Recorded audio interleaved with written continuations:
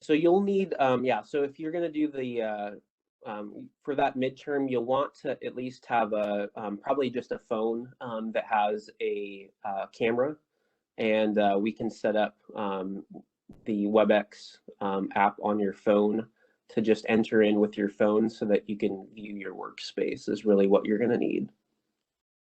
Just a phone that has a camera that you can view your workspace with.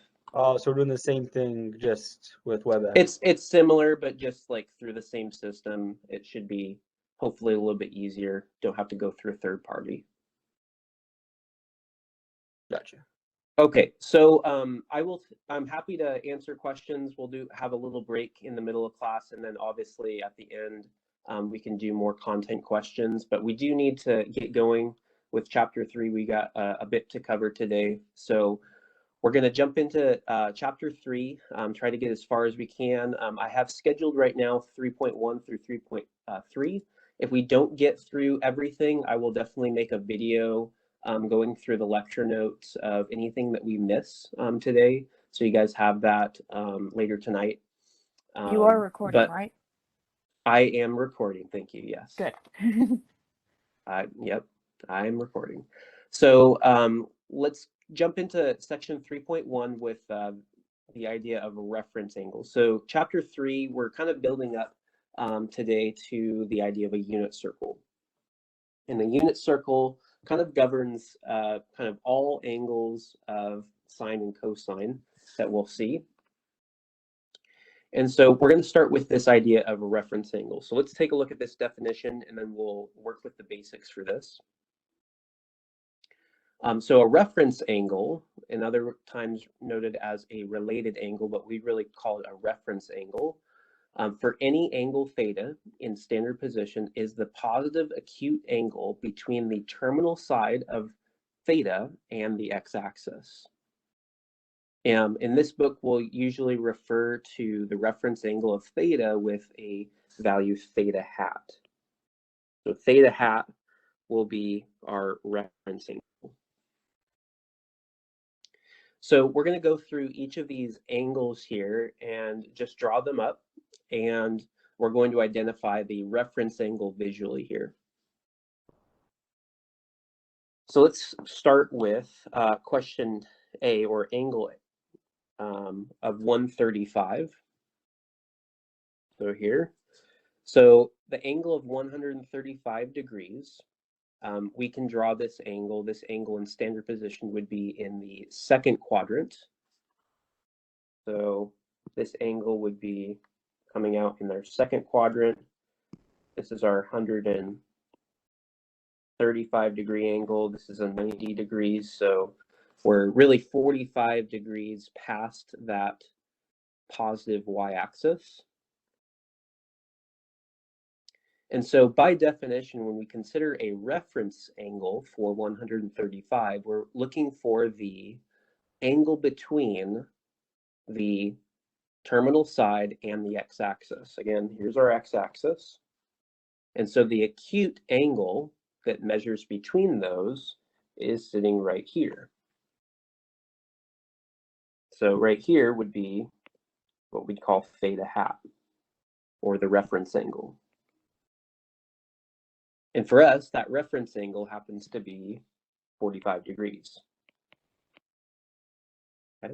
So that's not the actual angle. The actual angle is 135, but the reference angle is going to be 45 degrees. And this reference angle is going to be helpful because later on, I'll just introduce this right now.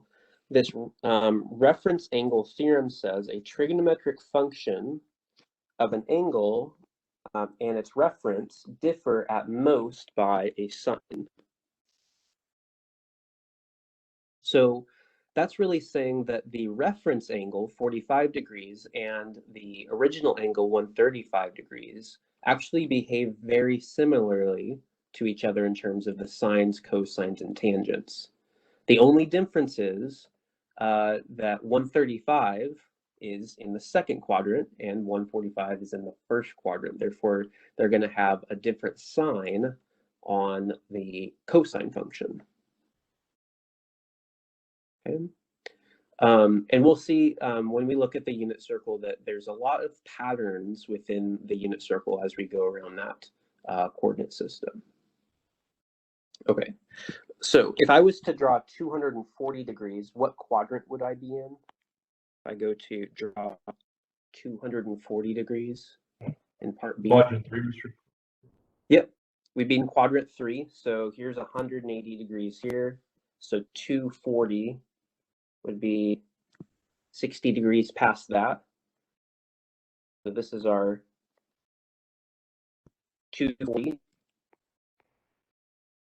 And therefore, my reference angle, again, is the angle that's formed by the terminal side and the x-axis. In this case, the difference there would have to be 60 degrees. So the reference angle, we'll call that, again, theta hat, is equal to 60. Notice that it doesn't matter if we're below the x-axis or above the x-axis when we draw our reference angle. We're just looking for what's the total angle in degrees that's between those two lines, the x-axis and our terminal side. Okay. How about 330? What quadrant would we be with 330 degrees?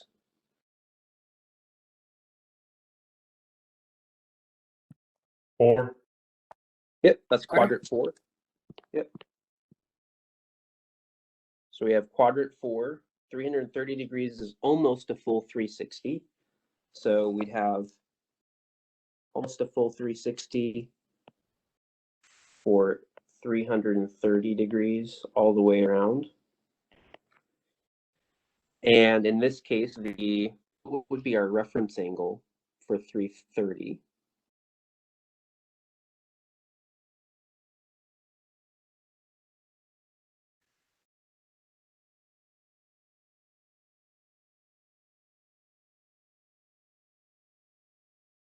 $180. Not quite. What would be okay, I think Sorrel, you got it. So it's the angle again produced by the terminal side and the positive or the x-axis. So this angle right here, if that's 330 around the circle, the part that's left is, I think, only 30 degrees. That's right. You got that in the chat there. That would be our reference angle is 30 degrees. Again, it doesn't matter that we're below the x-axis here. We'll just call that reference angle 30 degrees.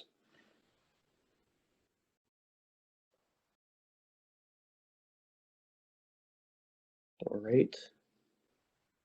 How about let's see, 385. How would we work with 385 to find a reference angle?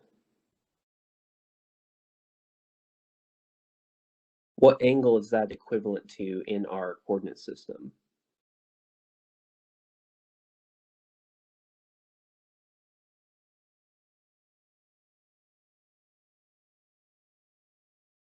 Or in other words, what would be a coterminal angle to 385?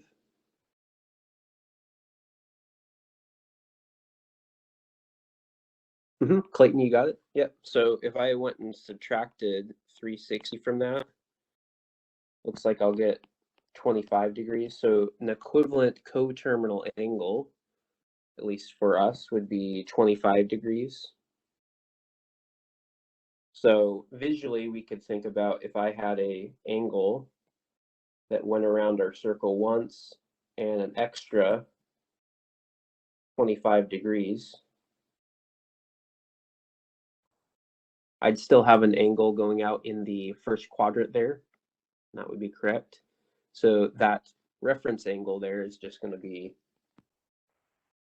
5 degrees. So that would be correct. So they'll have a reference of 25.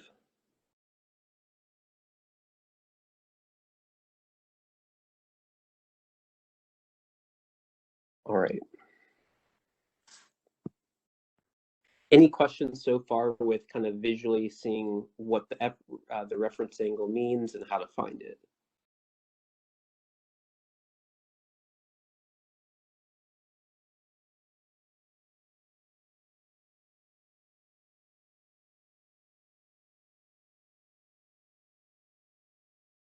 So next, we're going to look at kind of creating a table and finding different values with the idea of reference angle and the idea of what quadrant we're in.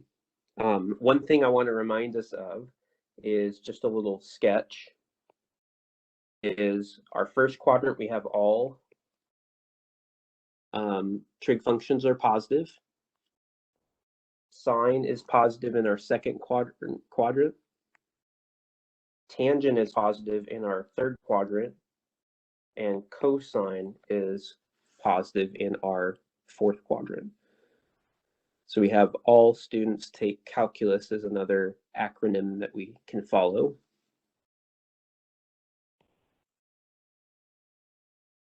For that.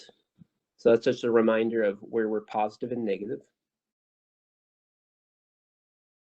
All right, so let's consider filling in this table and finding exact solutions for each of these trig functions that are a little different than what we've been working with so far. So let's start with our first problem, sine of 50. What would be the reference angle for 150 degrees?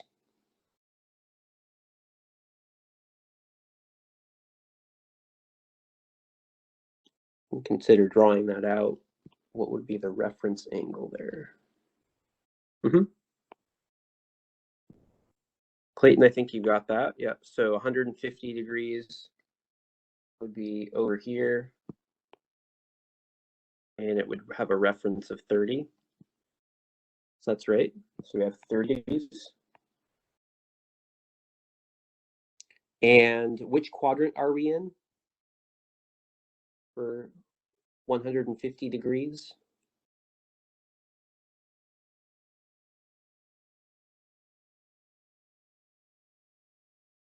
Yep, that's right, Anya. Quadrant 2. So we're in quadrant 2. And therefore, the sign of the sine function we know is positive.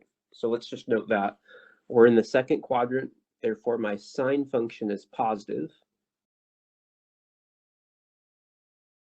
And so this is kind of how we can find the solution to this. This would mean that the sine function of 150 is going to be the same thing as positive sine of 30 degrees.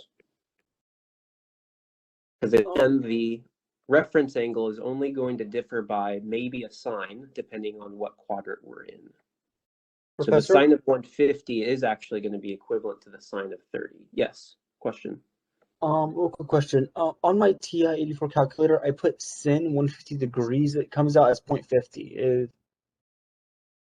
Yeah, that's fine. That's right. 0.50. Oh, I thought it said, okay. We're gonna get there. Yeah. So Okay. yeah, because the sine, yeah, that makes sense. Because the sine of 30 degrees, what is the sine of 30 degrees? Sine of 30 degrees. Mm-hmm. That would be a sin. Yep. Anya, you have that. Yeah, it's just going to be 1/2, 4.5. Yeah. So sine of 30 is just going to be 1/2. And so sine of 150, sine of 30 are actually exactly the same.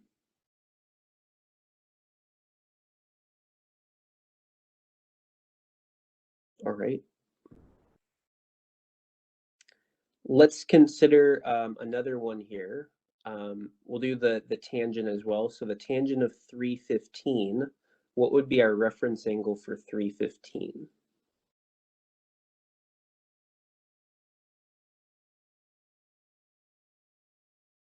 Okay, got to vote for 45. Do we agree there? 45 is the reference angle. Yep, Kevin. So we got 45. And what quadrant is the 315 angle in? What quadrant would we be in?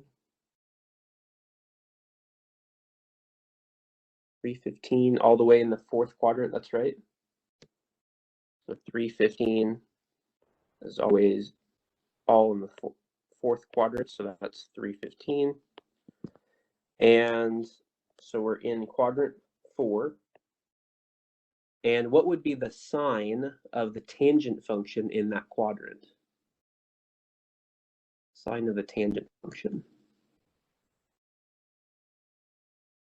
Okay, thank you. Negative.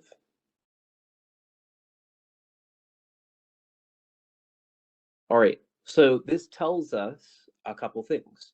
This tells us that the tangent function at 315, again, is going to be equivalent to the tangent of 45, but the tangent's negative in that quadrant, so we would say this is the negative tangent of the reference angle 45. So we can put those things together. This is just going to be the negation of tangent of 45. So minus tangent of 45, this would end up being just negative 1. Because again, tangent of 45 is 1 from our special triangles, and there we would have that. Wait, why is it negative tangent? I forgot. So, so because we are living in the 4th quadrant here, the tangent function is always negative in that 4th quadrant because cosine is the only positive trig Oh, function I there. see now. Okay, on the chart, it's on the negative side. Okay. Yep. Okay. And then I have a question. So when we do XYZ in the homework, if we do something like this, will our solution be sine 30 or 1/2? It's usually going to be looking for the final result. So, like, it would be 1/2. If Okay. they asked for sine of 150, you would say 1/2. And That's then the I'm final also result. I'm also confused as how we got 1/2 and -1. Okay. So we're just taking that reference angle and using that. So we're going back to kind of our special triangles where we had 30, 60, and 45 degrees. Okay. That chart that we worked with. So sine of 30 should be a known angle for us now. With sine of 30 being 1/2, cosine of 30 being square root 3/2. We're using Oh, okay. those ratios. Okay. If you Got want, it. you can type it on your calculator, and I'll tell you. Yeah, Like and I 1 wouldn't and rely 45. on the calculator necessarily because square root 3/2, you're not going to be, you're going to want to put that exactly into your calculator. So it's not going to accept the, you know, a repeating decimal or something that's put into the calculator. So you're going to want to know these ratios. Okay.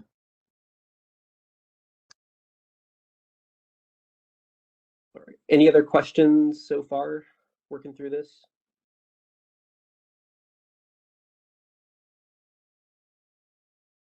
Okay, let's try a couple more here. We'll do the secant of 110. So let's consider here secant of 110, or sorry, 210.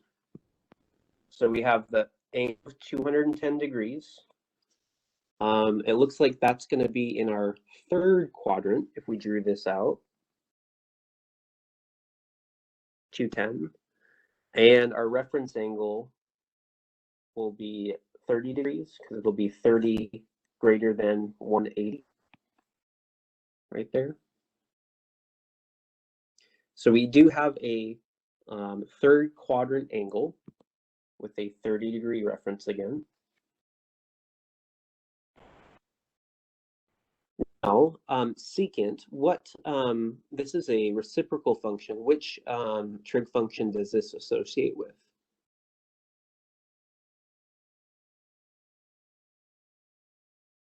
Right, Kevin? Yep, a cosine. So this is really 1 divided by cosine. We really have 1 divided by cosine of 210. All right, so if I consider cosine, is cosine going to be positive or negative in the 3rd quadrant?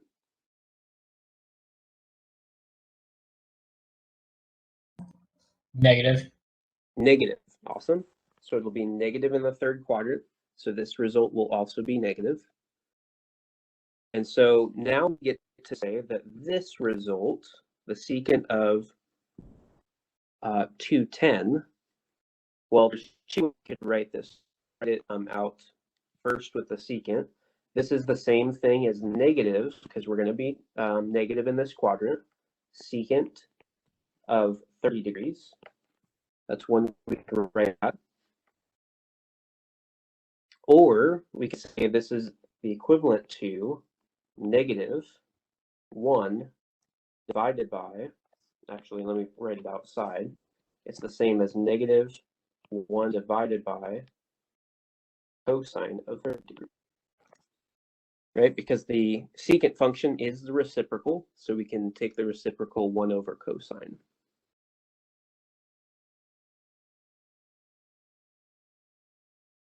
Now, if we think about the ratio for cosine of 30, what did we say the cosine of 30 was?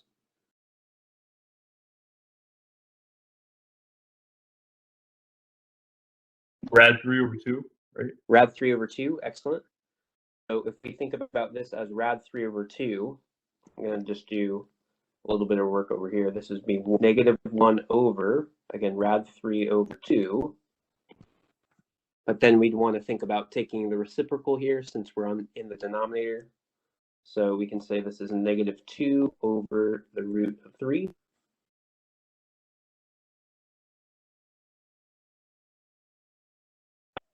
And if we go one more step further and rationalize that with the square root of 3, we'll get negative 2 roots of 3 over 3. So for that one. So that one takes a little bit more to work that out since it's the reciprocal function.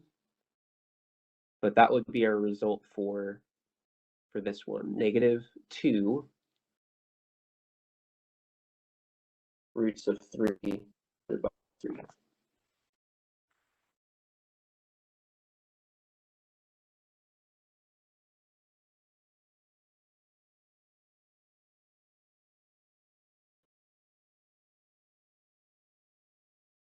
Right. And the last one that we can do here is the cosine of negative 30. And I'll just do a little graph below here. Negative 30 degrees. Where is that little in my coordinate system? Which quadrant would I be in? 1, right? What if it's negative 30 degrees here? Yeah, that would be quadrant 4, because we're going to be going in the opposite direction with negative 30. So it'll actually be this guy right here, where this is 30-degree angle. So negative 30 is in the 4th quadrant. It will have a reference of 30 yet again. We use 30 quite a bit here. And we're in the 4th quadrant. What's the sign for cosine in the 4th quadrant? Positive. Positive. Excellent. So we're going to be positive in that 4th quadrant, meaning that negative 30 is the same thing as positive cosine of, and I think we just found cosine of 30. That was square root 3 over.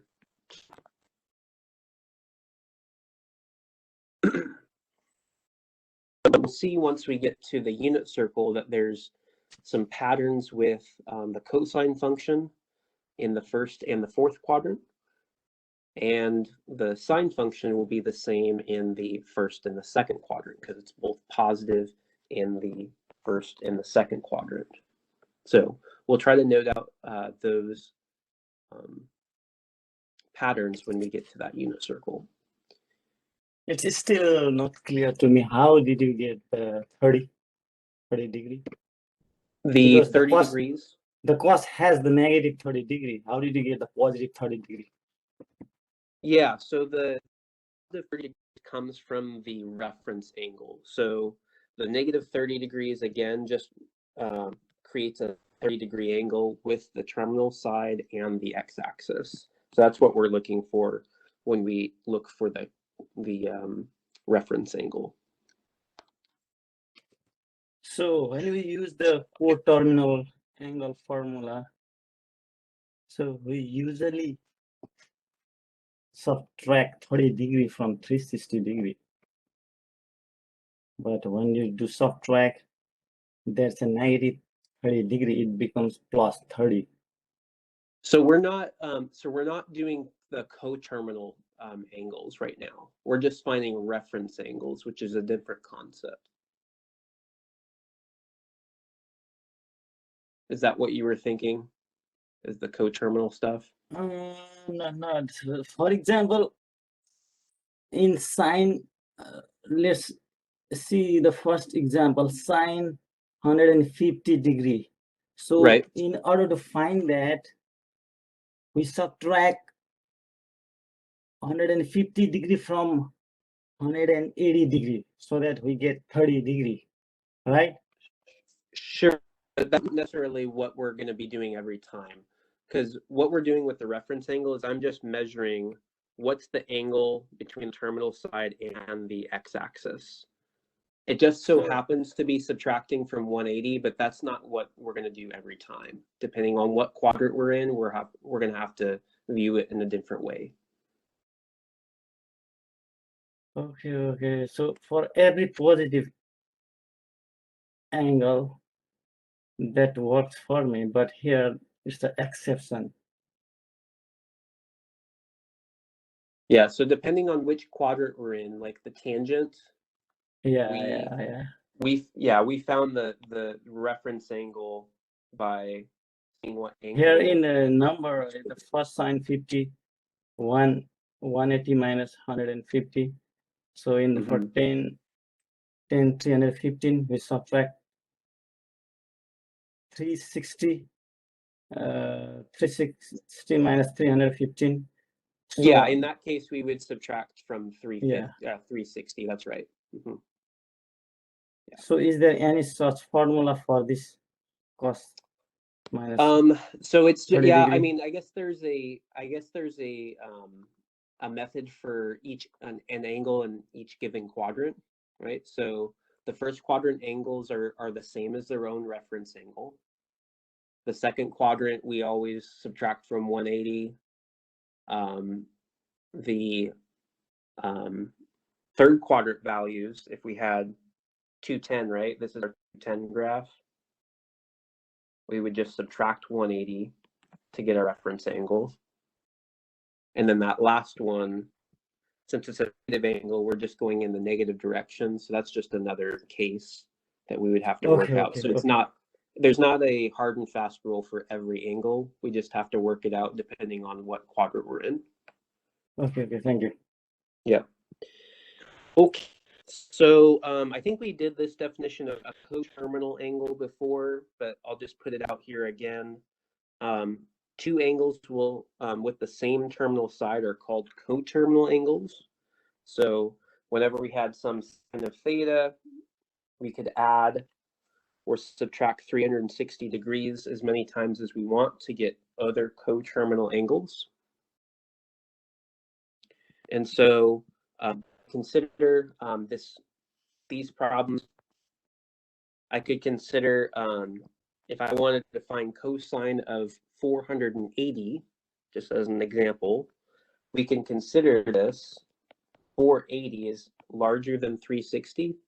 And so I can first break that down and subtract by 360 to get a coterminal angle to that 480. So this would be equivalent to the cosine of 120. Cosine of 120. And so when I consider cosine of 120, and we'll just do this for a couple more times, but it's helpful to understand the unit circle when we see it. An angle of 220 degrees, again, we see in the second quadrant.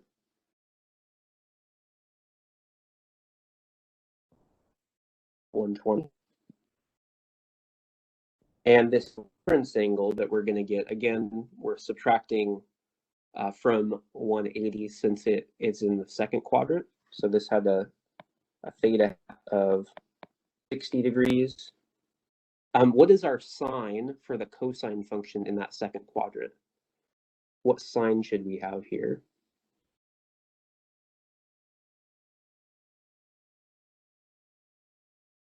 Negative. Yep, should be negative, right? So when we consider this, we have a reference angle of 60, and it's going to be negative in our second quadrant. We have a negative sine of 60 degrees for that solution. And again, our cosine of 60 here is going to be 1/2. So we have negative 1/2.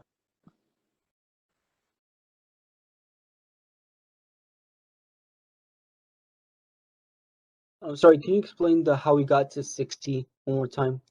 Yeah, so the 120, do you understand the 120 portion? How we got to that? Yes, sorry, yes. Sorry, Yep. my thing was mute, I didn't know. No problem. So if we have an 120-degree angle sitting here, that reference angle is, again, it's going to be the angle that's created by the x-axis and our terminal side. So that would be 60 degrees. Oh, okay, okay. It's just 180 minus the 120. Yeah, okay, now I understand. Thank you. Mm-hmm. All right, we'll continue going through another one here. What would be our coterminal angle that we could use for 675 if we look down to number 2 here?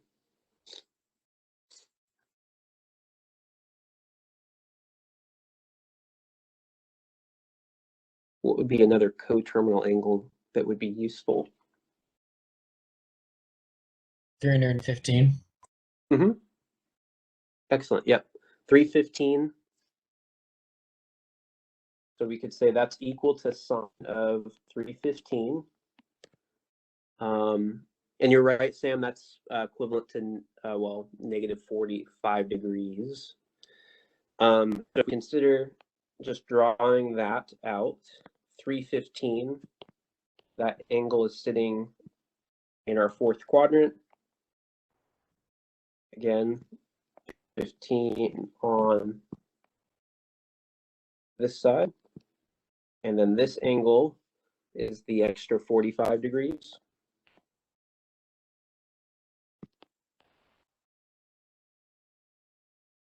So if I consider I'm in the fourth quadrant, therefore my sine function is negative. The y's values are negative down here. So I have a negative sine. And that reference angle, you're exactly right, Sam, is 45 degrees. So this would be negative sine of 45 degrees. That's our reference angle, 45. And we're in the fourth quadrant, therefore we're going to be negative for that sine function. And what is the sine of 45 degrees? Rad 2/2. Excellent. Yep, rad 2/2. We get negative rad 2/2. And that one's done.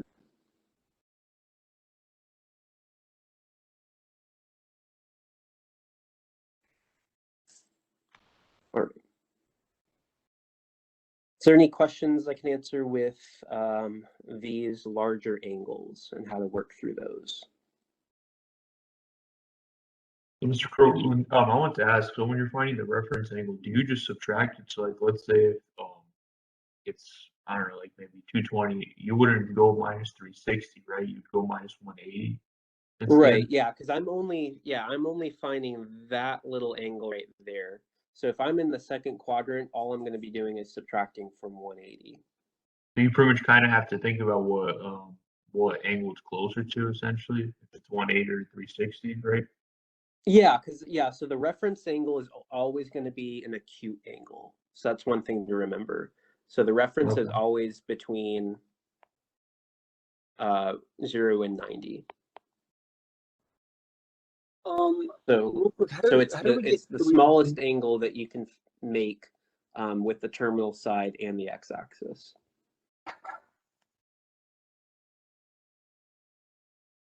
question?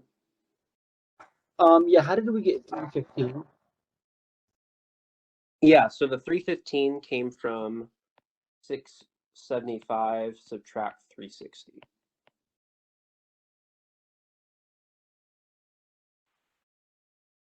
Oh, okay. So I thought it was like 360 or something. I was like, how do we get 315? Yeah. Okay. So we were just finding the coterminal angle to that.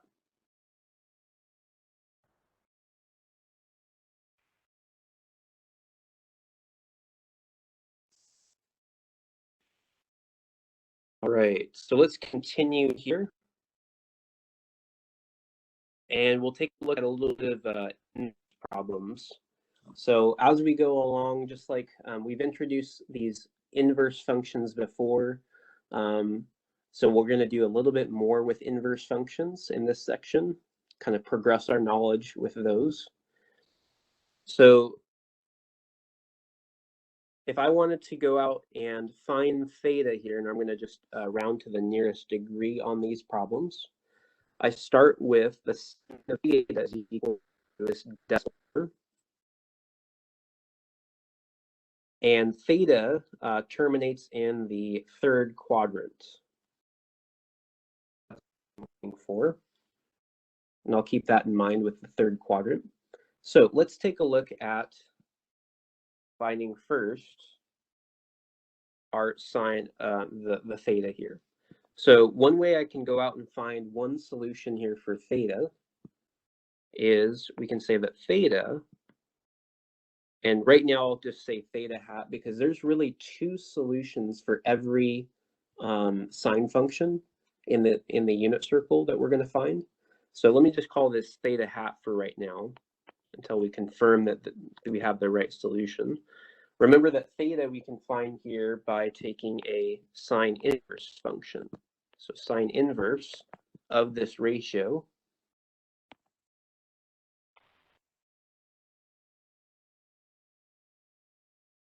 Would it be sine 210? What's that? Would it be 210 as a degree? Is that what you got entering this into your calculator? Yeah, to be honest, I just played around with like three of the degrees in quadrant 3 just until I got 0.5, negative 0.5, and it was 210. Yeah. So you plug this exact thing in. I don't know if it's going to be, because let me look. I got Exactly. negative 34.0005. Okay, yeah. Because if you plug in sin and then you put 210, it gives you negative 0.5. It gives you this decimal. Yeah, so that's not quite the same as what we have here, though. Oh, okay. Yeah, so this is 0.5592, and it's negative. So there's quite a bit of difference between those two. So if we do the sine inverse of this exact thing, what did we end up getting? You guys, someone shared their... 34.0005. I rounded up 1. Negative 34 to the nearest degree there. Okay. That's fine for right now. So if that's negative 34, let's just consider what angle that we've just found.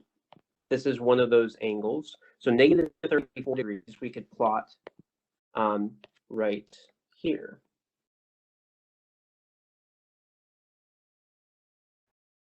Okay, so this is a solution that is in the fourth quadrant, right? So that's important. This is in Q4.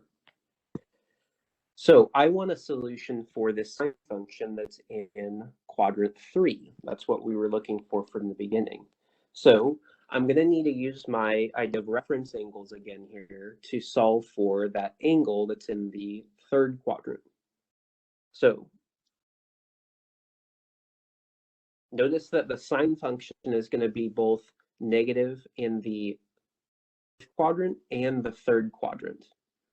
And so the angle that we're actually looking for here is going to be this angle that has that same reference angle of 34 degrees. So if I went and found this angle that wraps around the third quadrant, Again, this has a reference of 34 degrees here, just the same as our fourth quadrant angle that we just solved for. What would be that black angle that wraps around to the third quadrant?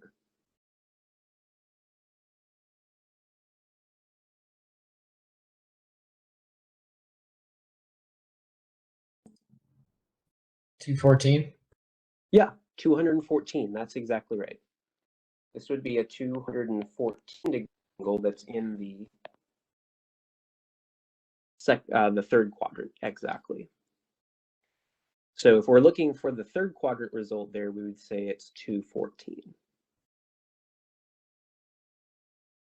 Our calculator just gives us a fourth quadrant result because that's the first one that will find just using a single calculation.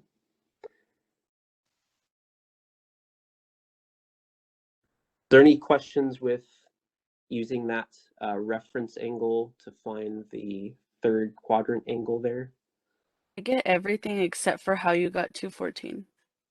Okay, so the 214 comes from measuring this angle all the way around. Again, this is 180, and so we're going to be 180 plus 34 to get 214.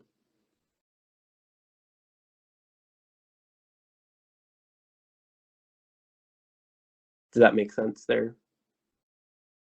Yeah. Okay, cool. Professor, All right. can you remind me why we use sine inverse? Yeah, so we're using sine inverse because that's the original function that's used on theta. Got it. So we're undoing that sine function on the theta variable. So if we continue working with the second problem, are there any questions from that first one? Are we ready to take a look at a second? I'm a little confused. How you get from negative 34 to positive 34? So the negative 34 is what our calculator gives us. That's really the fourth quadrant angle we have here in blue. But our problem asked us to find the third quadrant angle that's a solution to this same problem. Okay, I got it. Thank you. Yeah. So we're looking for that third Okay, quadrant. thank you. I missed that part. Thank you. All right, so let's continue with tangent of theta. So tangent of theta, do the ratio, and we want the fourth quadrant solution. Okay, so let's just start out with finding a reference angle, and it might be the same solution, it might not. So here we go. This is going to be theta hat equals, here we're going to use our tangent inverse of our ratio.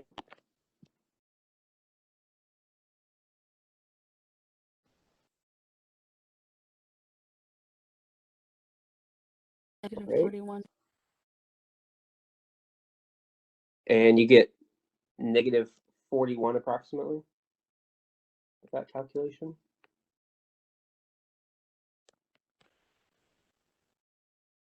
Okay, cool. I think that's right. I think, yeah, 40.5, or you can round up to negative 41. So we have another similar situation here that we might want to draw out. So negative 41 is in that fourth quadrant.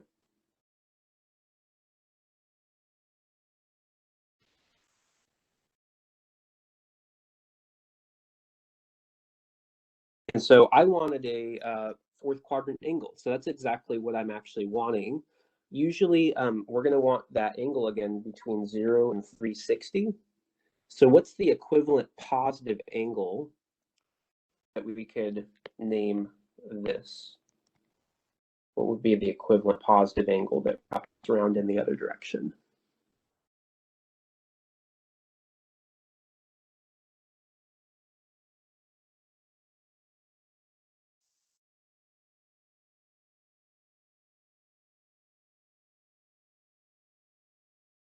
Yep, 319. Excellent. Anya, you're right. So we can say this is really positive 319 degrees. And that's the one we would want to highlight there. Positive 319. Because we Mr. want our Crowe, I'm still solution kind of to confused be now. 360. I want to ask, how did you get 319? Why did you use 360 minus 41? Why did you not use 180 again like you used on 34 on the previous question?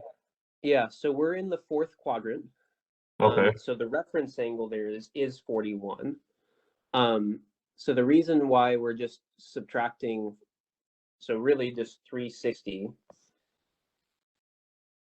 minus 41 is I just want to find that other portion of the circle to add to 360. Because I know it's a negative angle there, but we do need to kind of add that and whatever's left to get to 360.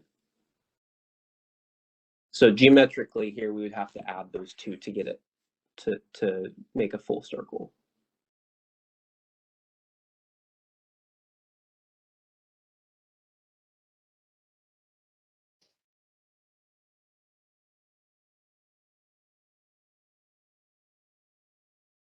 Okay.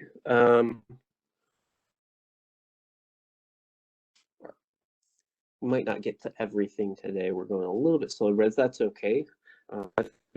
Make a video on whatever we miss. So let's take a look at one more, and then we'll get to section 3.2 after maybe a little bit of a break. Cosecant. All right. So cosecant is our next function here.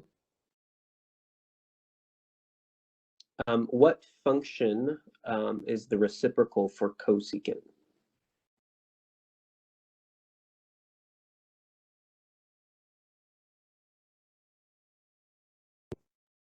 Cos and sin, wasn't it? Yeah, so it's either one of those. Is it cosine or sine for the reciprocal? Sine. Right, sine. So we can say first that our sine of theta is equal to the reciprocal 1 divided by 1.2361. That's one thing we can say. Therefore, when I go to find, we'll call again theta hat, whatever this reference is. It's going to be 46.355. You can use the inverse. If I put sine on my calculator, is the theta automatically there? Are you saying when you do the sine inverse function? Yes. Yeah, so the theta is going to be your solution. So it's not, I mean, yes, it is, it's going to be equal to that theta. So you don't have to, when you're doing sine inverse, you just have to type in this equation to find theta hat. Gotcha. Yeah.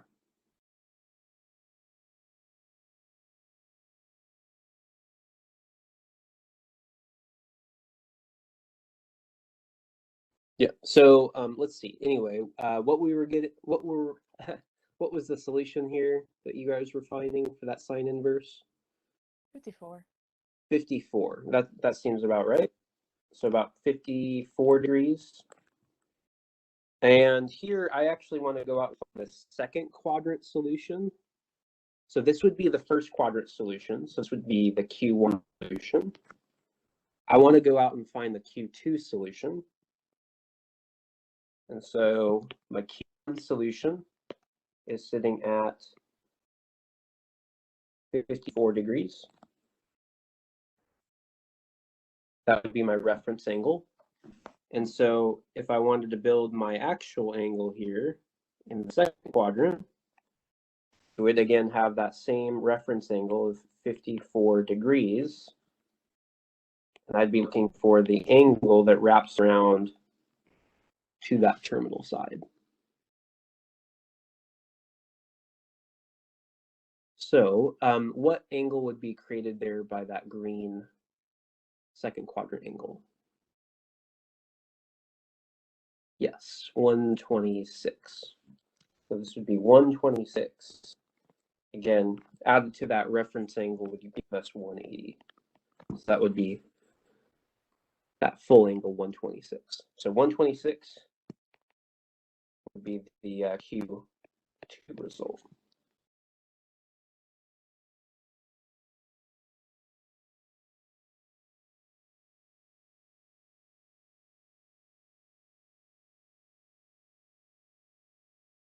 All right. Let's take a 5-minute break here. We'll come back at 9:05. And we'll jump into 3.2, which is talking about radians and degrees. So I'll give you guys a few minutes to rest, and we'll come on back in 5 minutes.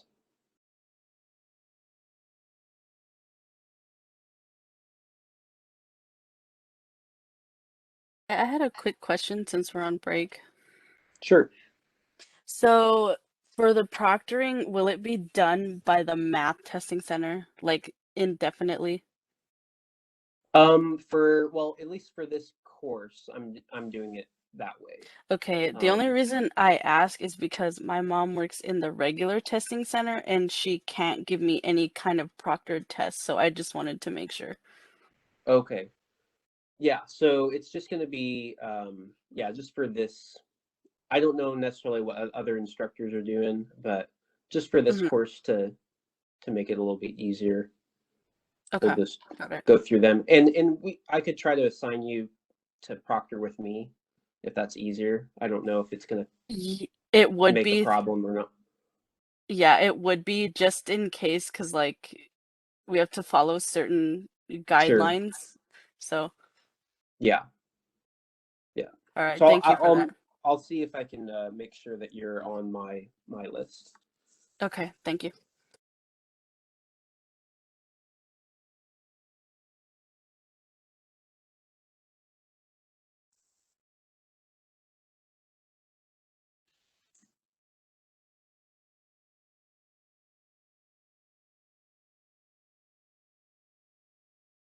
Alec, I think there's around 40 questions on the midterm. I can't remember exactly the number. Some of the questions have parts, so I think there's around 40, 45 maybe.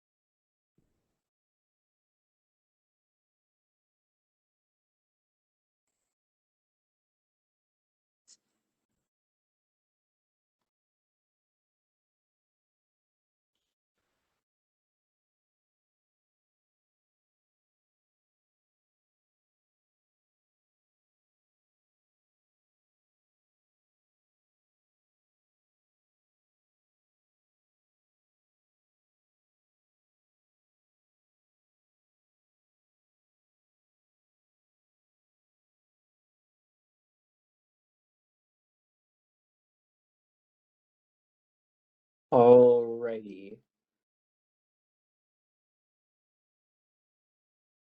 Let's jump into section 3.2. We're going to start with kind of defining our radian and then kind of taking a look back at an arc length concept to help out. So if you guys are back with us, you can give us a thumbs up and we'll get started again.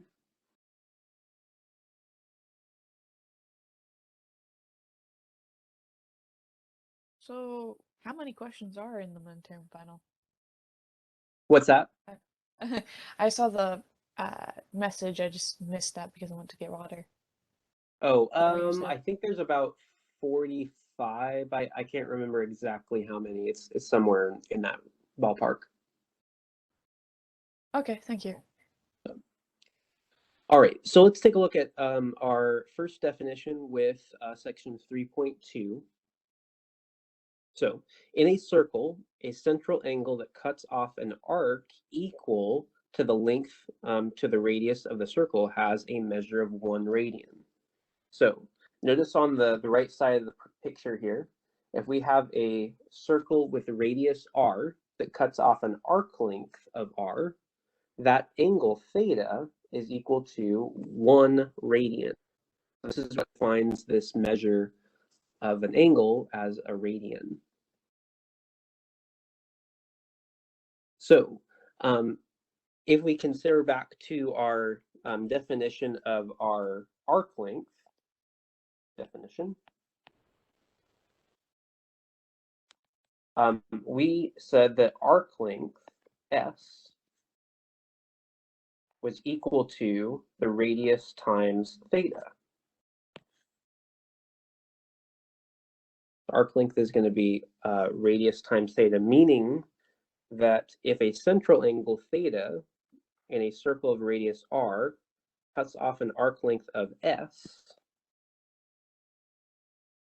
then the measure theta is given by S divided by R. So that's another way we can write that same arc length formula, really, is solve for theta in terms of radians is the same thing as S divided by R, which again, this is the arc length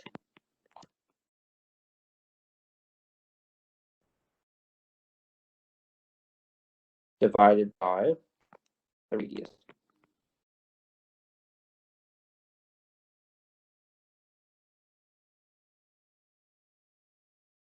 So just to do a small example with this, we could say a central angle theta in a circle of radius 3 centimeters cuts off an arc length of 6 centimeters. What is the radian measure of theta? So here, if I wanted to find theta, this would say that the arc length here is going to be 6, that's S, divided by my radius of 3 centimeters, which means this would end up being 2 radians. Now, this is not the same thing as 2 degrees. We're going to take a look at the relationship between radians and degrees next. So we don't want to get those two confused. Let's take a look at the relationship between degrees and radians.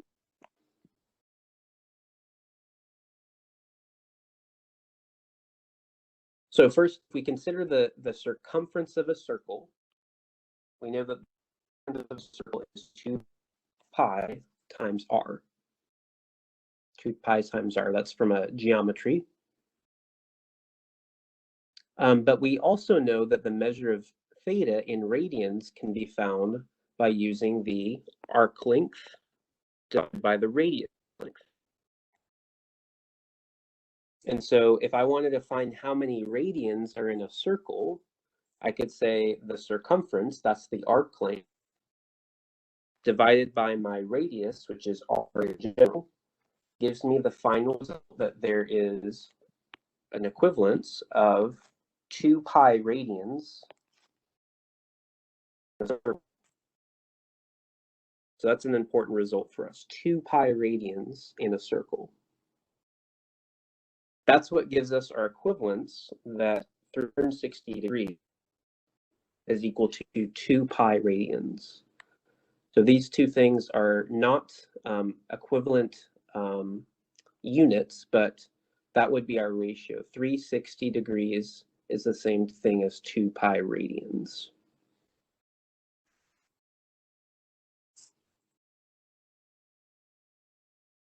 Okay.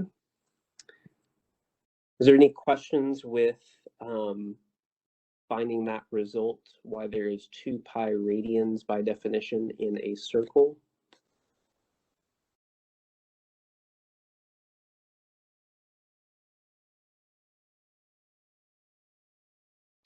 Okay. So in this section, we'll just continue working with these degrees and radians and going between one and the other. Professor? Yes. So when we divide by r, can we just divide by 360? Is this a whole circle? Yeah. So with this equation here, we're looking at the arc length is really the full circumference, right? So if we consider a full circle, call that theta. The circumference is the arc length, and r is our radius. Okay. Yeah.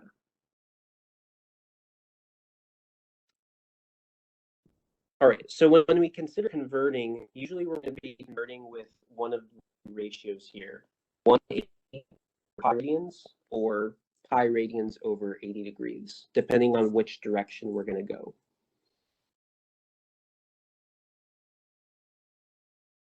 So we'll start with converting from degrees to radians first.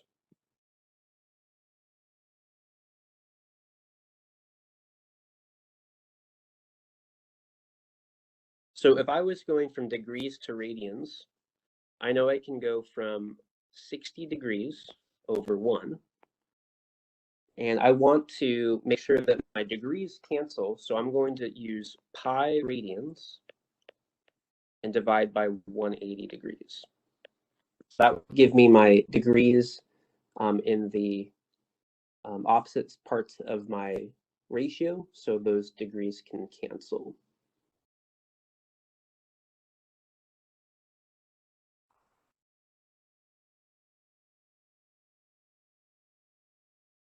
All right.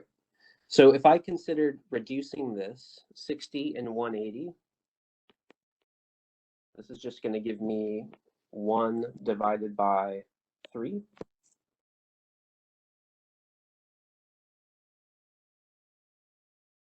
And so we'll get for part A, 60 degrees is going to be the same thing as pi over 3 radians. So pi thirds radians is the same as 60 degrees. Oh, so now we divide 60 and 180? Yep, just to do the conversion, we want to reduce that as much as possible. Why 180? Is that like the whole like degrees, a circle? Right, yeah. So we just said from our previous result, 360 was the same as 2 pi. And so Yeah. that means that the ratio 180 over pi, this is equivalent to 1 for us. Because those two things are the same. Yeah.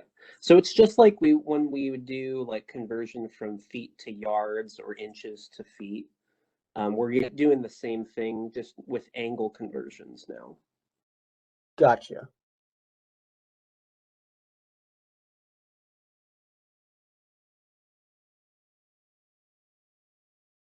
All right, we'll do a few more here. The next one we have is 135. So if we consider the angle of 135, we can do the same thing here. Multiply by pi radians over 180.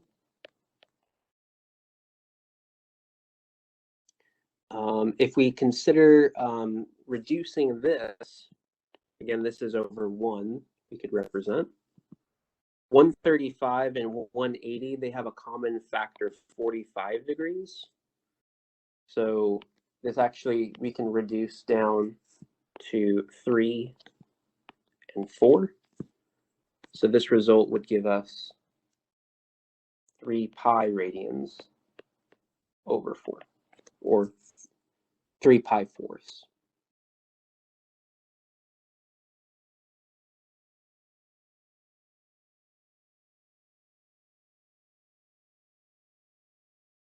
Right.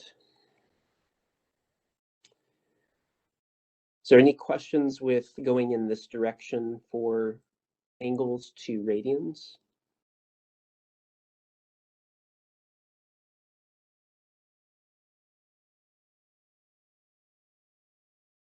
Okay.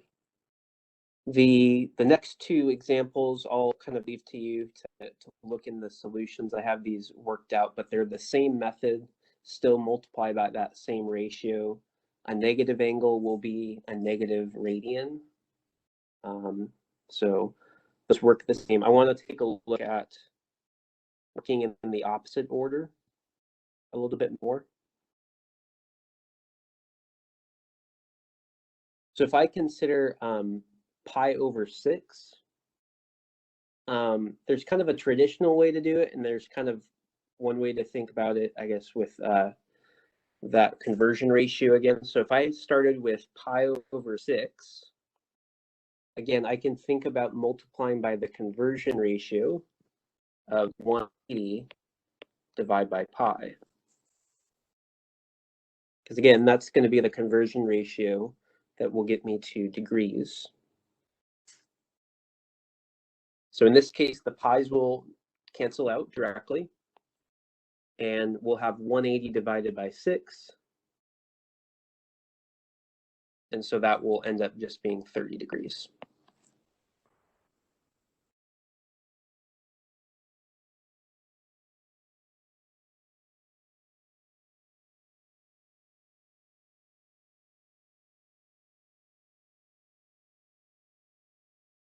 All right.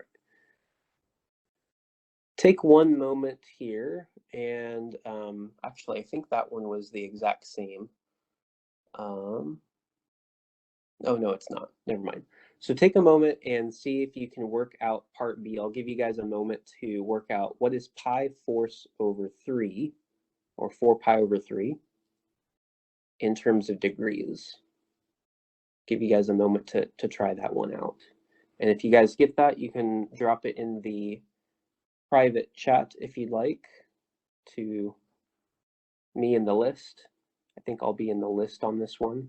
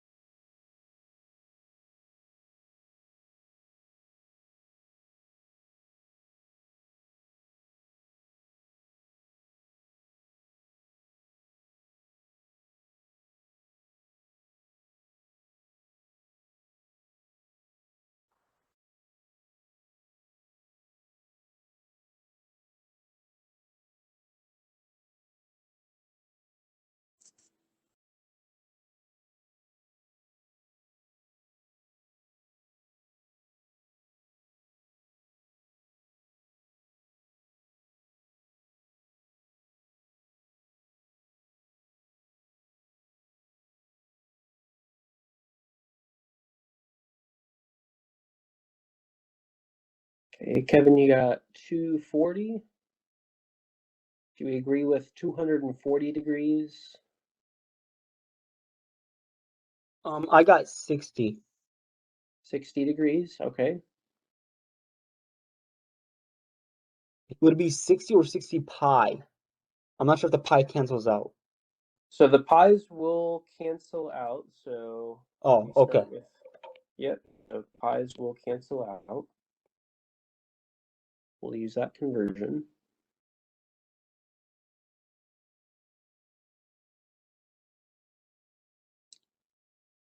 So yes, certainly if we start by just converting our pi's, those will cancel to 1.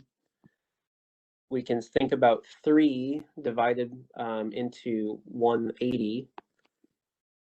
That will just be 60 degrees. And we still have that 4 left over, so we need to multiply that through. So Kevin, I think you've got that 240 degrees. That looks great. Oh, I missed a step. Sorry. And let's try maybe one more here to really nail this down. Again, if I'm going from 11 pi 6, I can see 180 degrees divided by pi radians again. 330? Would it be 330 in total? I think that's going to be 330, yeah. So we'll have 330. So let's convert the pi's, go to 1. Again, 6 divides in equally to get 30 degrees. And then we'll do 30 times 11. So that's exactly right, 330 degrees.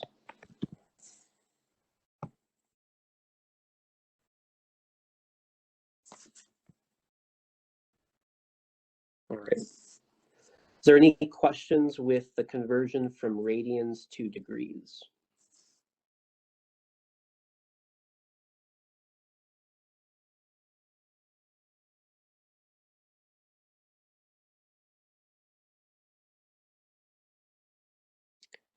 All right, so later on, we're going to be interested in finding the sine and cosine from radian angles now. So if I considered the sine of pi over 3, well, the sine of pi over 3, you can, in your mind, kind of convert this to degrees because we're more familiar with these common angles in degrees. But pi over 3 is really, well, 180 divided by 3, which is 60 degrees. So we can say this is really sine of 60 degrees. And what does the sine of 60 degrees equal to as a ratio?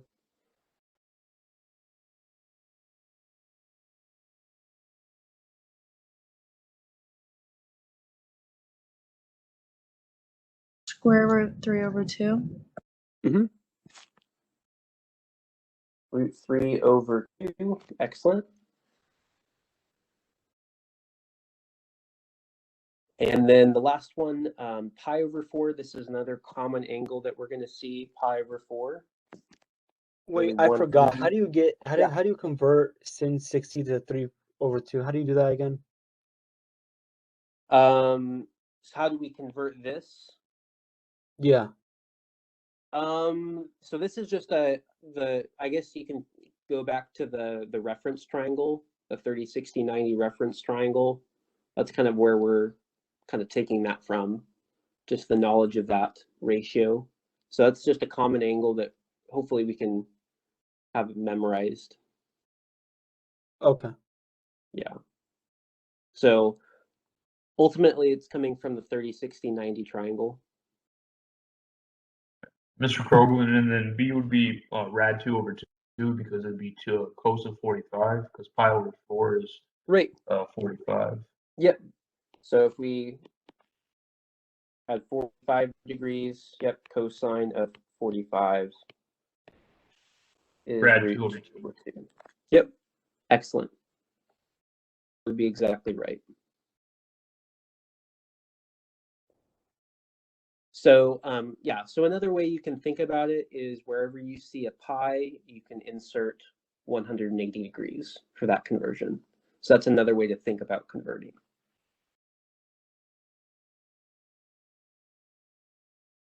So that would wrap up this section with kind of introducing these radian quantities.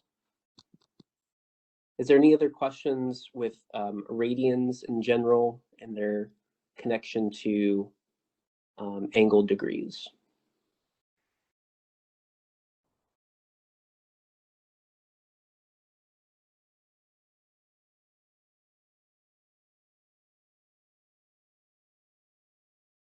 Did you do the convert degrees to radians, the C and D?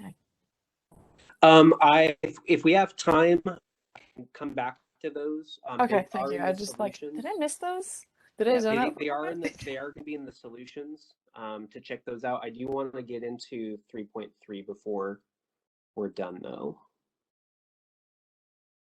So we can come back to these in the overtime if you guys want to, but they are in solutions if you want to take a look.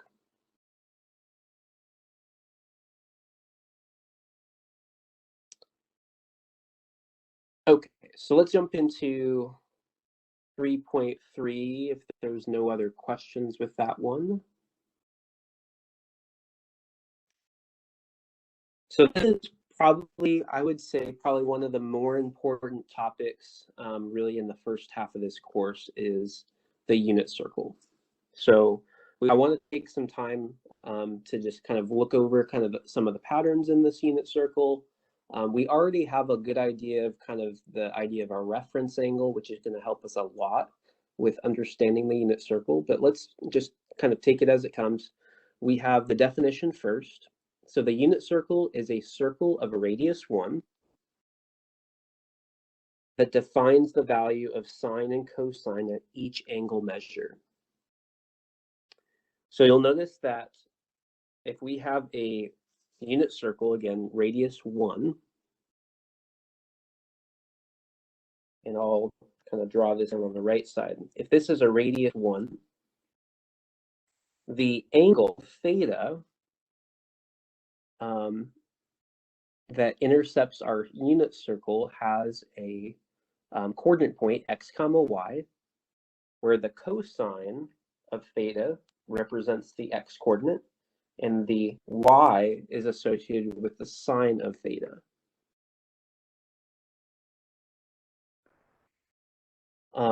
That's because if I think about looking for instance, the cosine of an angle theta, well, traditionally we'd say that would be adjacent over hypotenuse, right? Just by definition.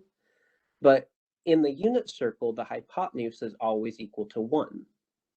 And so this becomes just the adjacent side. Just the adjacent side, which we would call the x coordinate of that unit circle. So every point on the unit circle is really a cosine theta, sine theta point for that given angle.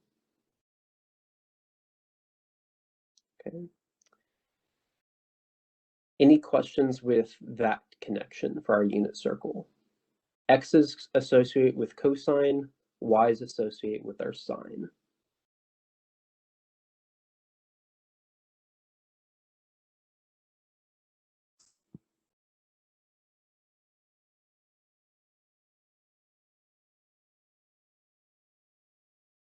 Okay, so if I consider like, again, the definitions for our sines and cosines,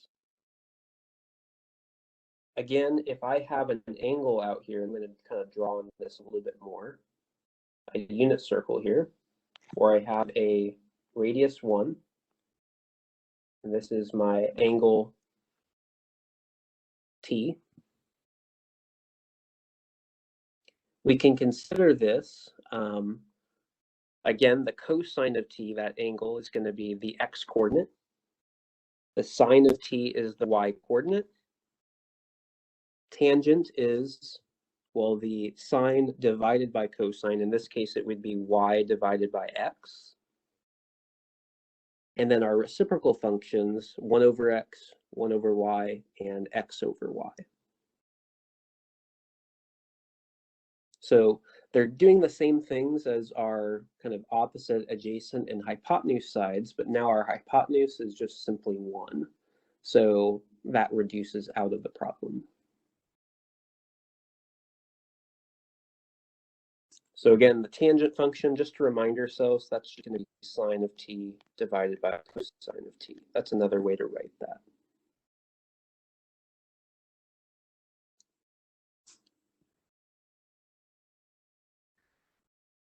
So using the facts with a problem here, we could say if an angle theta in standard position and the terminal side of a theta intersects the unit circle at the point, what would our sine and cosine be?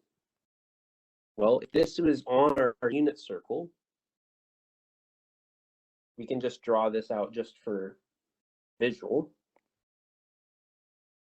Draw my best circle with our coordinate. If we have this, this would say our point is a positive x and a negative y. So our positive x and negative y would be down in our fourth quadrant. So maybe a point like that. So this point here, we would say is some point x comma y.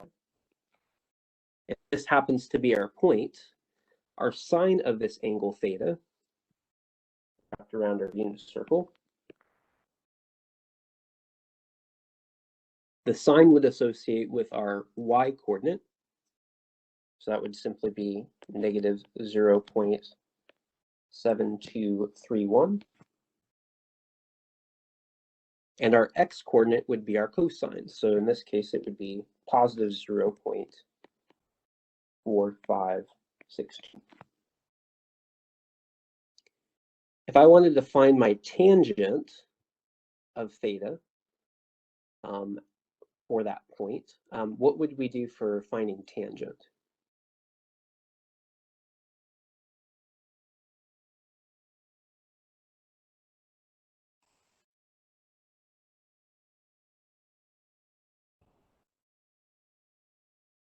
Did you Right, put yeah. like, never mind.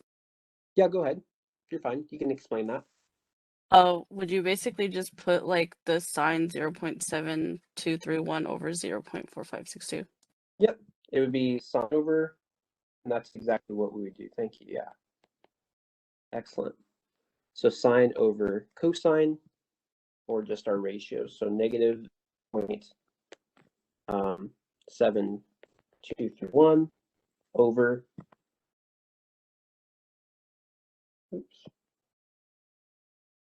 our cosine 0.4562. And if we take that ratio and try to reduce that, what do we end up for the result here?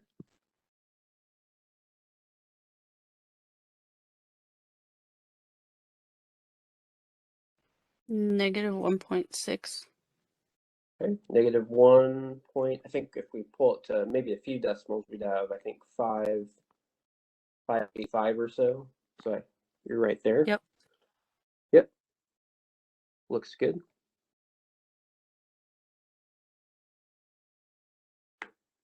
So if we're in the fourth quadrant, I think this is confirming what we should have.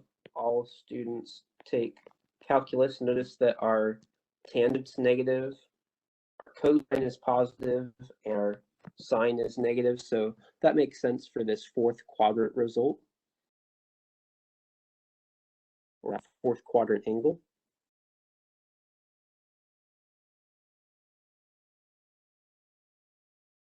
Okay. Any questions from that result there? The kind of important piece of information here is this point is on the unit circle. So if the point is on the unit circle, that means that the sine is the y value, the cosine is always the x value.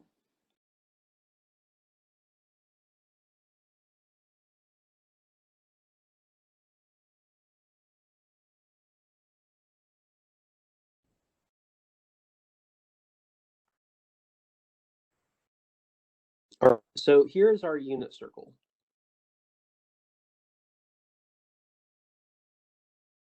And I want to highlight just a few patterns within this unit circle.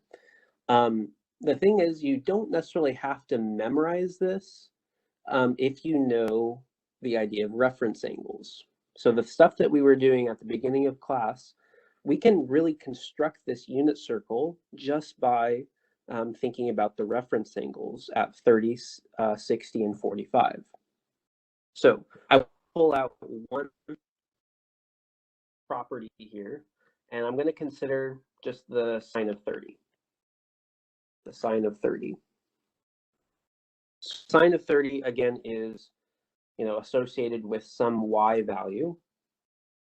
And so the sine 30 we know is just 1/2. We've seen that before in our work.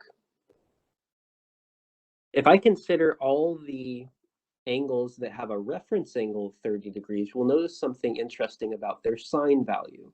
Notice at 150, the sine is also 1/2. At 210, the sine is going to be negative 1/2. Again, at 330, this is another value that has a reference of 30 degrees, is also a sine of negative 1/2. So the idea of the reference angle, again, sine of 30 is always going to be 1/2, but it might be negative depending on what quadrant we're in. So the sine, again, is positive in the first, second, and negative in the third and fourth. So that makes sense for that ratio there. You can do the same thing with the other angles of 45 and 60 degrees with the sine and cosine. But again, there's a lot of patterns within this unit circle. So I would look this over well, know kind of the inner workings of it. Again, if you understand that concept of reference angles, you're in a really good shape to kind of think through this unit circle. So I would get very familiar with this if we can as we go through our notes. So let's take a look at one problem. I think we'll try to do a live problem here after this. If I wanted to go out and find the 6 trigonometric functions for 7 pi over 6, I'm going to go out and find all the trig functions for 7 pi over 6. One thing is we can take a look at our unit circle, and we can consider 7 pi over 6. That's sitting right over here. This angle, this is equivalent to 210 degrees. So really 210 or 7 pi over 6 are equivalent. So let's take a look at our cosines and sines first. So the cosine is going to be our x coordinate. So what would be our cosine of 7 pi over 6?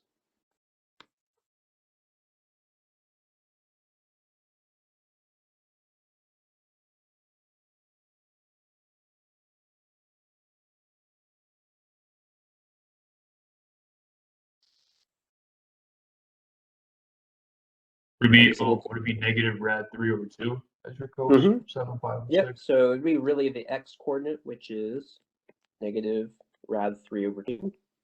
Excellent. And then your sin would be negative 1/2, right? Yep. Y, the sine is negative 1/2. Tangent, what's the ratio we want to use for tangent? Pi 3 over 3, right? Or rad 3 over 3. Right, yeah. So for us, that would be the sine, which is y over x. Y over x. And in this case, both of these are negative, so the tangent's going to be positive. We take the ratio. And so this would be 1 over rad 3, or we call that rad 3 over 3. That's exactly right. So if we rationalize that, we should have positive rad 3 over 3. And then cotangents, isn't it what the opposite of tangent, right? They just flip them. Reciprocal, yep. Yep, we could take the reciprocal there. That's exactly right. So the reciprocal here is over y. And so that would just be rad 3 over 1. Yep. Could just take rad 3 over 1. Why rad 3 over 1 though, Mr. Roglin? Isn't it rad 3 over 3 though? Or is it 3 over rad 3? You can write it like that, but if you want to have it rationalized, you can just take the result that we started with and just take the reciprocal of that original 1 over rad 3. Oh, okay. Yeah. So that's kind of a little So, I mean, shortcut. does it matter on the exam how you write it? I mean, which way would you rather? It would just be writ. I think the best way to write it there is just rad 3. Rad 3. Yeah. So you'll either have rad 3 or rad 3 over 3. Those are the ways you'd want to have it written. Let's see. Cosecant. What's the ratio for a cosecant? Should be 2 then, right? 1 over sine, right? Yep. So 1 over sine or 1 over y for that one. So 1 over y would be -2. And then secant is always going to be 1 over the x coordinate. So 1 over x, -2 over rad 3, or we could say -2 rad 3 over 3.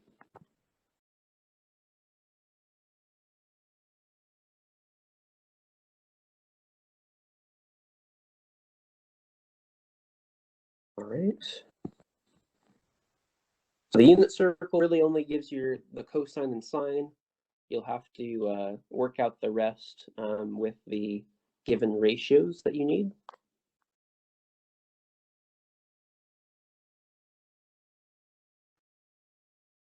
All right. So let's maybe take a look at a live problem. At least do one of those. And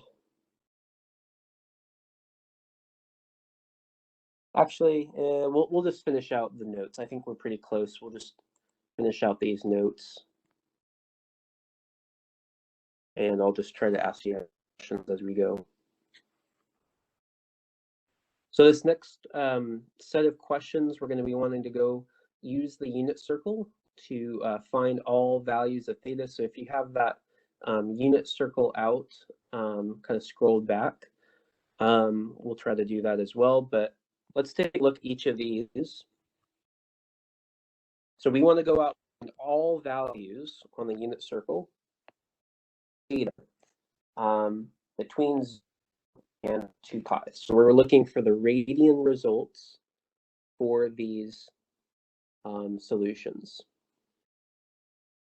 So let's consider cosine theta equals square root 3 over 2.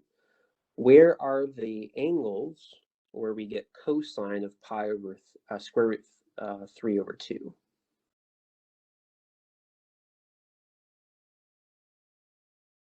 So that's positive, right? So it'd be the first and fourth quadrant. That's where we should be looking. So square root 3 over 2 is our first result.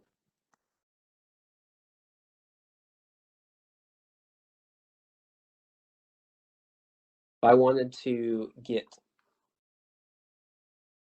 that result, what we find those results at? For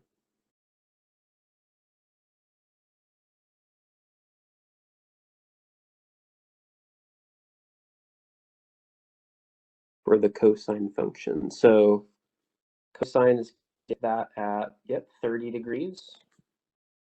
So let's highlight these at 30 degrees, or we call that pi over 6. We're going to get the square root 3 over 2. The other one would be our 10 pi over 6, or 330 degrees. So if we're looking for our radian results, those would be pi over 6 and 11 pi over 6 for the cosine.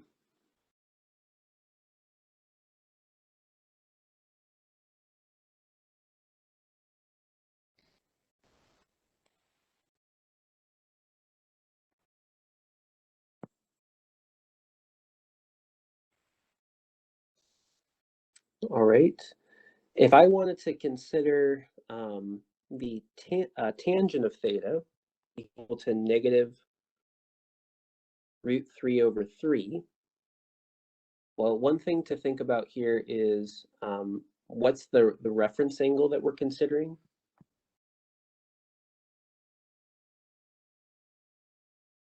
So if I had the negative root 3 over 3,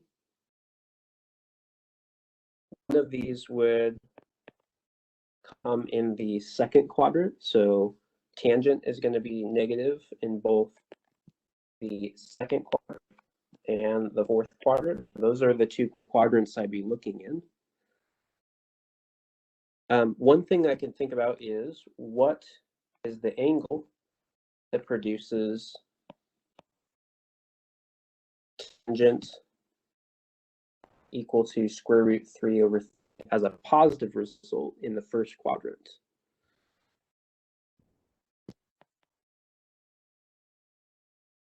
What would be that angle that gives us tangent of square root 3 over 3 in the first quadrant?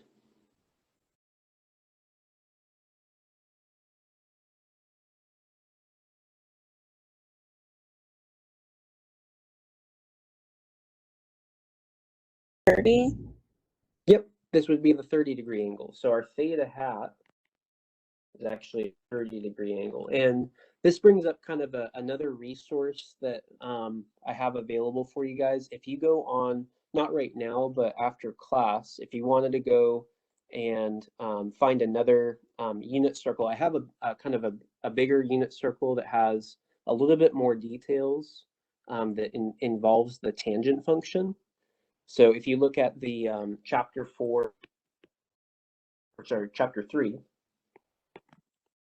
notes section, there is a document that's called the unit circle.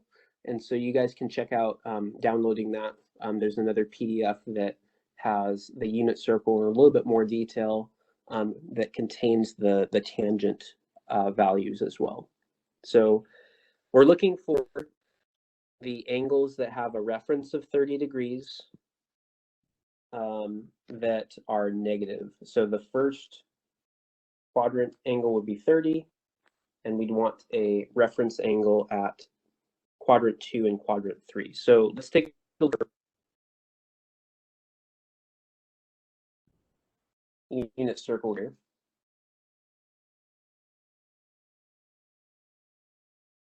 So the first thing, the reference that we're going to pull out is the pi over 6 as the reference. And so we want each angle that has a pi over 6 as its reference to give us a negative tangent. So the first one would be 5 pi over 6. That would be our second quadrant result. That would be our reference angle, or our second quadrant that has a reference angle of pi over 6. And then the other one would be that 11 pi over 6 again. So 11 pi over 6 also has a reference angle of 30 degrees, or pi over 6. And so those would be our two results for that tangent function, 5 pi over 6 and 11 pi over 6.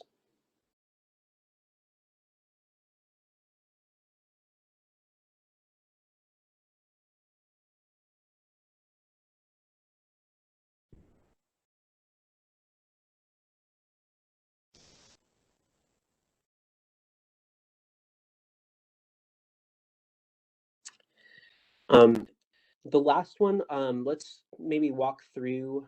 We don't necessarily need, I guess, the unit circle to look up these values. So I want to do part C kind of away from the unit circle, just to give you guys another way to work this out.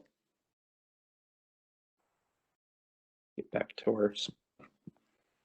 So if I wanted the cosecant of theta equal to -2, what's another equation that would be equivalent to that using our reciprocal functions?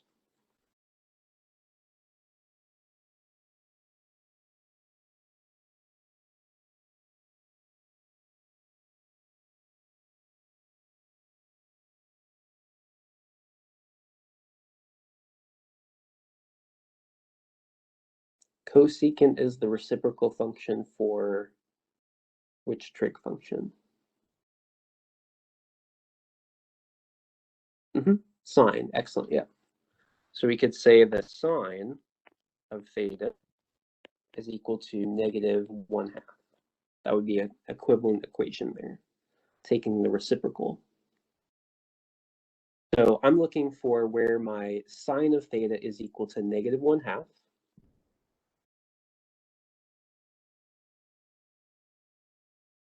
So we'll solve this on the right side.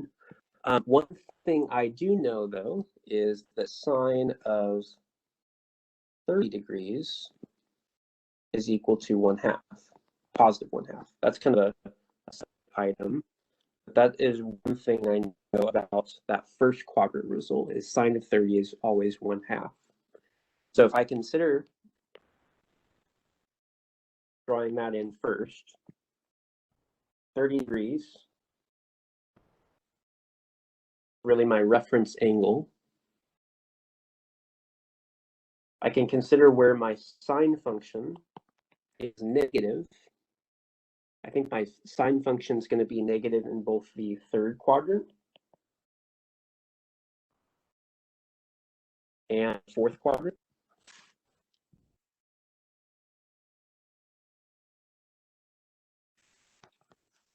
And so these are going to be the angles. We'll draw these in with green. So that's angle 1. We'll call that theta 1. And we'll have a second angle. We'll draw this one in blue. Theta 2. That will give us solutions to sine of theta equal to -1/2. Again, each of these are going to have a reference angle of 30 degrees.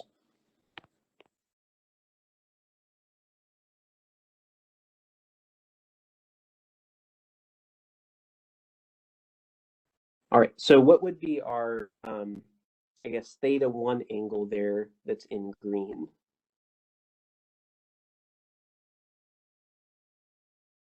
Using the reference angle approach.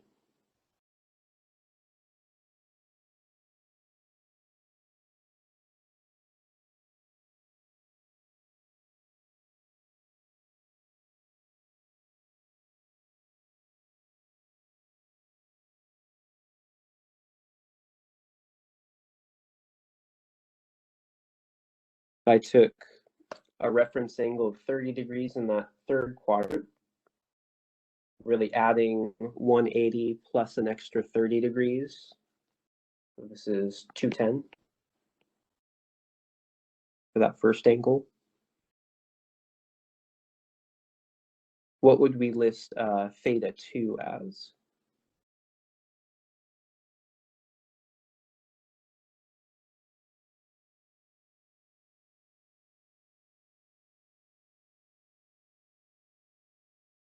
That would be 330. Excellent, Anya. So 330.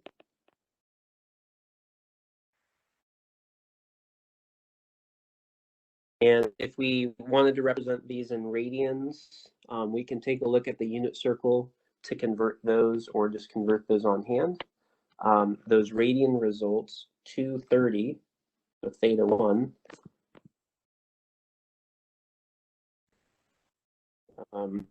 The 210 degrees is equivalent to 7 pi over 6. That was one angle that we worked with before.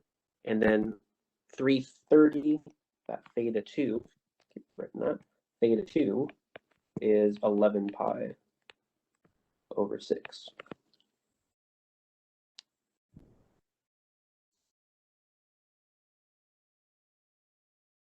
So this is just another way to kind of work these out with the reference angle behind us instead of just going to the unit circle itself. And on the tests, we're not going to be able to use the unit circle as a reference, right? Yeah, so you'll want to know the unit circle well enough, or at least reference angles well enough to kind of reproduce working with them. Yes.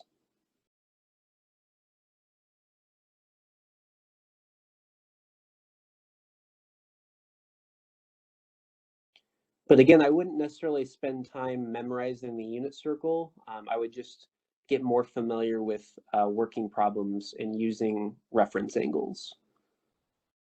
So the use of reference angles is really what's going to help you a lot. I tend to forget like all the different angles and stuff and reference angles, so I just end up doing the degree times the pi over 180 thing. Yeah, and that's fine too. Yep. Just working with degrees and then converting if you need to later is okay. Yeah. Totally fine. Okay. Oh, we really don't have too much. I think we can finish this up, and then we'll do questions in just a little bit. So odd and even angles. So an even function we'll start out with. It has the property that f of negative x is equal to f of for all x. And a odd function has a similar property, but a bit different, that odd function f of negative x is equal to negative x for all x in f domain. So we've seen this a little bit with cosine function. Notice the of negative pi over 6 is the same thing as cosine of pi over 6.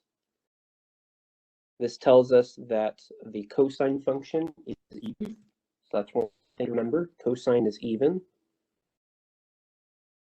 And then negative sine of negative 45 is 1.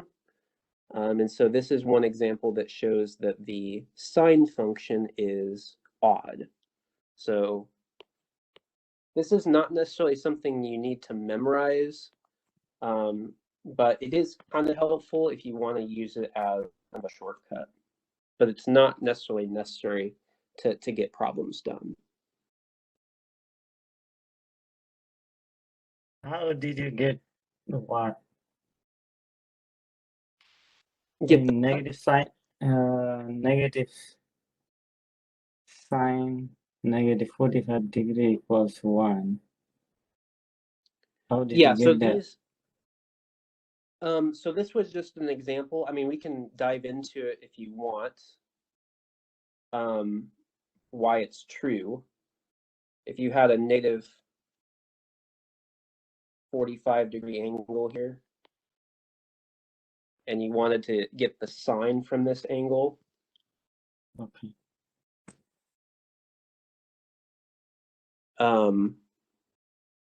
Actually, this should be, sorry, the square root of, I think that should be just square root of 2. Those are equivalent. Shouldn't be 1 there, but they are equal to each other. It's just square root of 2 over 2.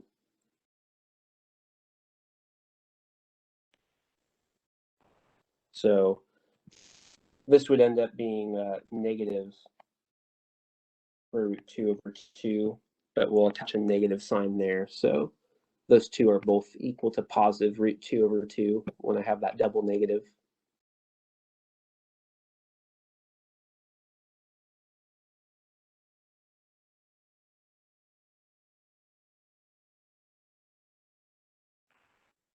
Let's see. We're kind of running out of time, so maybe I'll make a small video on these odd and even angles if you want to take a look at this last section. I won't keep you longer because we want to go through some questions. So I'll make a video and post that today just for this section here. We'll take a look. You can take a look at that on the YouTube channel.